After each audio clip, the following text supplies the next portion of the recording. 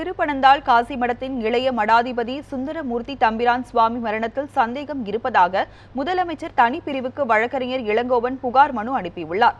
திருப்பனந்தாள் காசி மடத்தின் இளைய மடாதிபதியாக இருந்த சுந்தரமூர்த்தி தம்பிரான் சுவாமிகள் கடந்த 19ஆம் தேதி இரவு இவர் மரணமடைந்தார். 15 ஆண்டுகளாக மடத்தில் பணியாற்றிய சுந்தரமூர்த்தி தம்பிரான் உடல் கடந்த 20ஆம் தேதி திருப்பனந்தாளில் அடக்கம் செய்யப்பட்டது.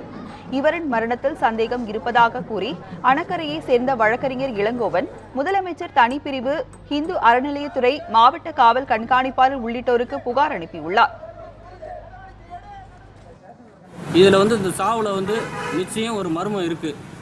அதனால் அவருடைய பிரேதத்தை தோண்டி பரிசோதனை செய்தால், போஸ்ட்மார்ட்டம் செய்தால் மட்டுமே எனக்கும் எங்கள் சார்ந்த பொதுமக்களுக்கும் தெளிவுபடுத்த வேண்டும்.